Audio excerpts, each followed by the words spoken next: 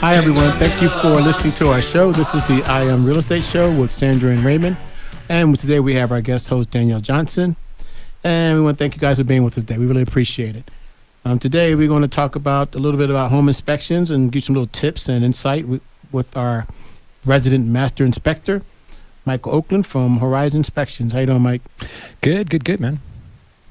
First thing we're going to start about how things going in the inspection world.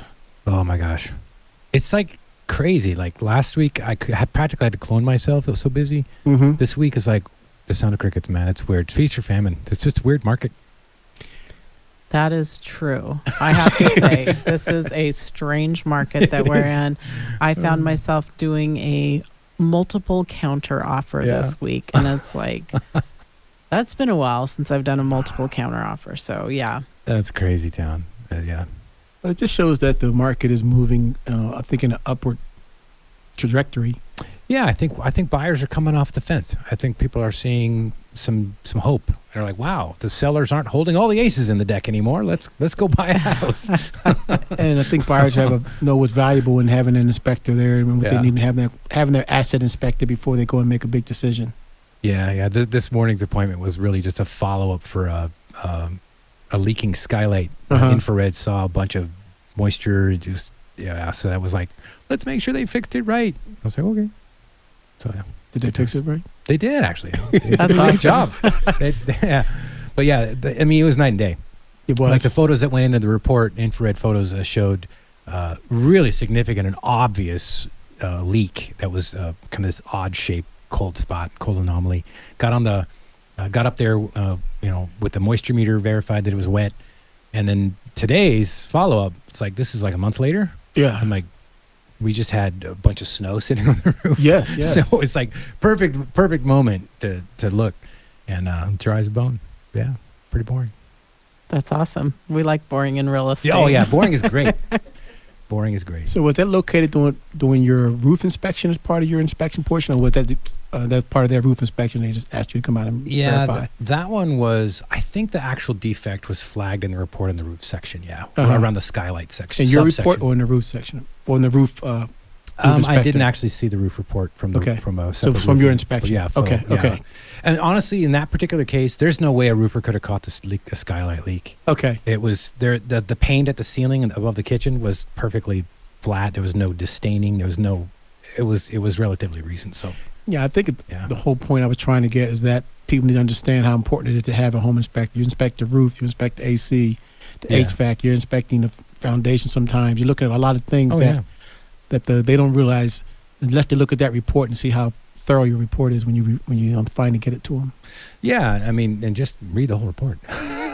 Right, read the report. Well, and you as a general inspector are looking at more than any of the individual trades would.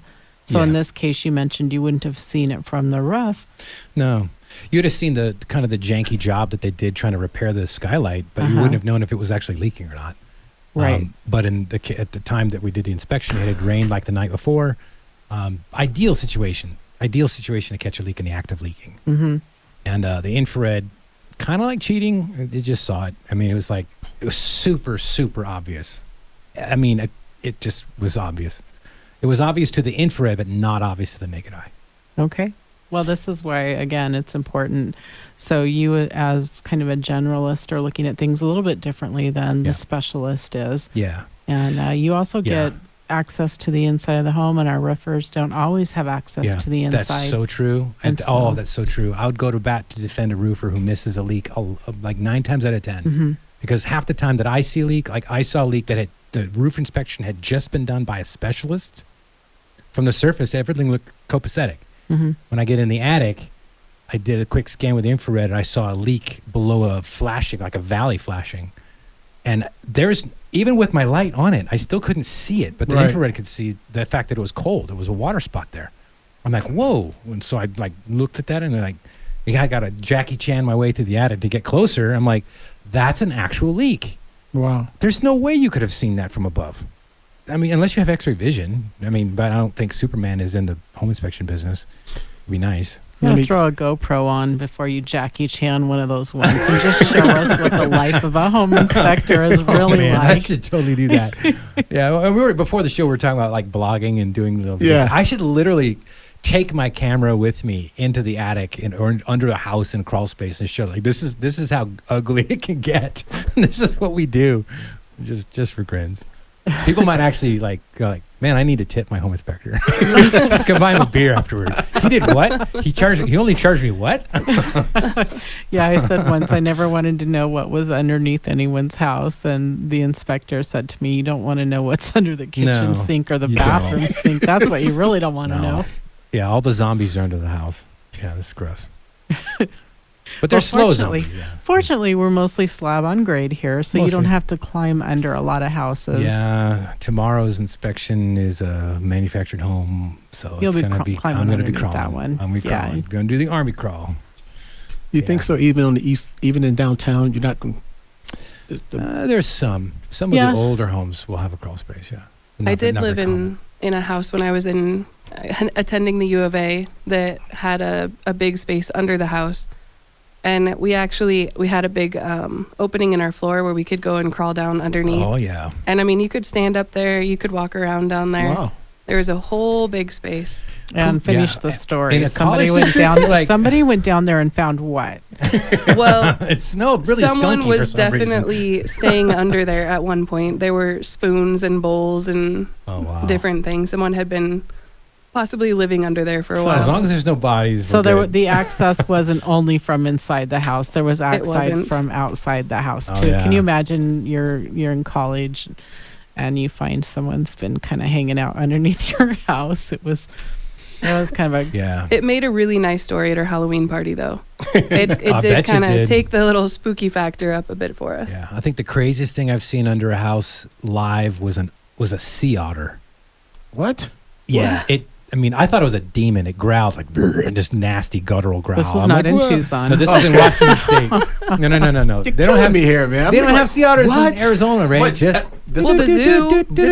But you said there's no sea otters in Arizona. It's the weirdest thing you ever saw under a house. I'm like, okay, that's true. That's true. No, that's fair. That's fair. You've only known me in Arizona as an inspector. That's fair. Okay. This is in Washington State, by the water, so on an island. Yeah, it's crazy. How'd you get it out? I didn't. I got out. I'm like, okay, this is your house. I'm out. Done. We'll see you. Think of that army crawling. Who's faster underneath the house? No, the second worst was trying to, was a beehive, and it was awake. And I'm like, I was like Neo in the Matrix. I was out of there so fast. Yeah. It's like, whoa. Again, I'm saying, where the GoPro? We want to see some video footage of this. Yeah, some home inspection firms, depending on what part of the country and their crew size, they'll send a drone, like a robot drone under the house with a camera. What? Yeah, there's a whole sub industry in home inspections about just like a drone. It's on track, like a tractor wheeled vehicle, mechanized camera, a little GoPro, and the whole nine. Oh yeah, like guys that drop $2,000 on a drone. Okay, I will not, but thank you for the offer. If you're gonna drop $2,000 on a drone, it's gonna be like a fly over the house, like that kind of drone, like aerial drone.